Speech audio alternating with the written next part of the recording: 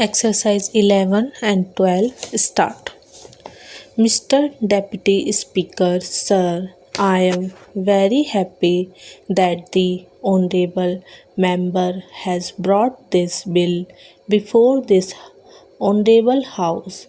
Last time, in the year 1999, when the same kind of bill was brought here, though I was present at that time, I could not participate in the debate when the Honourable Law Minister intervened while appreciating the spirit of the bill, said that it is not possible for him to support this bill on the ground that if we include this in the fundamental rights in article, then it cannot be enforced at all.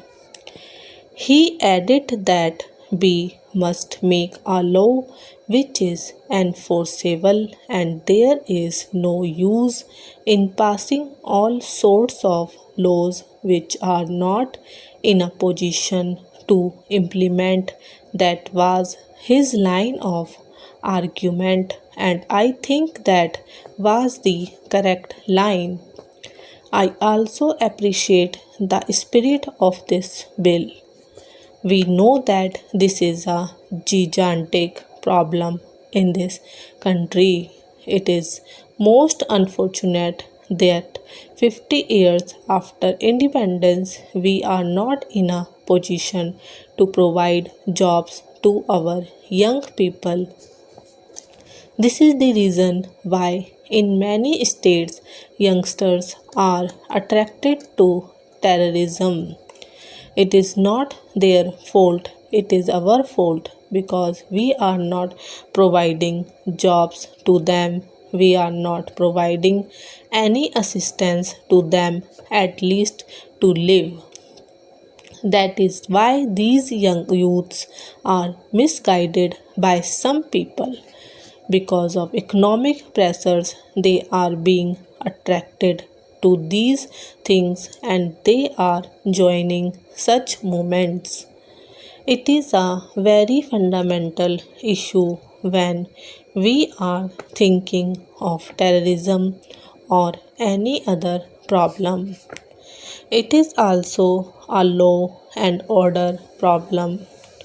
Ultimately, an economic problem is also a law and order problem. When people are not satisfied, when people do not get food, clothing, and shelter naturally, they will think of other methods of making money. That is why crimes are going up. In the very capital city of Delhi, we find every day that crimes like robbery, dacoity, murder, and other crimes are going up. So it is very essential for us, for the government, how best we tackle this problem. There are so many methods. I am very happy to say that our government have taken several steps in this regard. When we go through the report of the Rural Reconstruction Ministry, we see that many steps have been taken. It is not a problem for the cities alone because about 70 to 80% of the people live in rural areas. If you tackle the rural unemployment problem, I think you will be able to solve ultimately the problem in the cities also. Why there is overcrowding in the cities? It is because the people are not getting any jobs in the villages. They are coming to the cities in search of jobs. That is why there is so much of congestion, housing problem, and all sorts of things in the cities.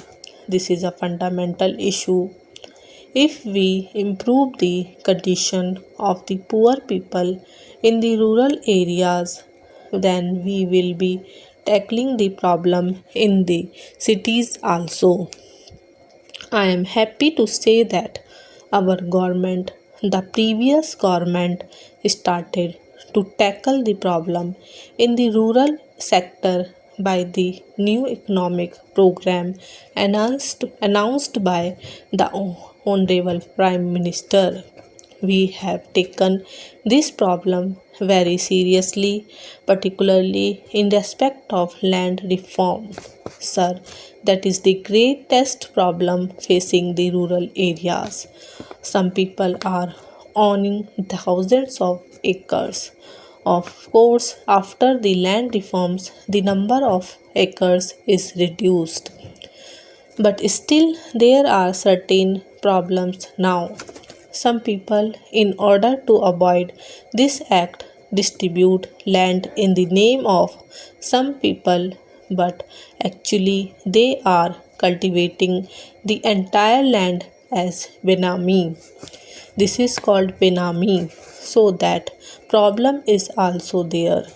That is why I urge upon Honorable Law Minister, his predecessors also could not do anything while appreciating the spirit of the bill because it involves rupees 200 crores.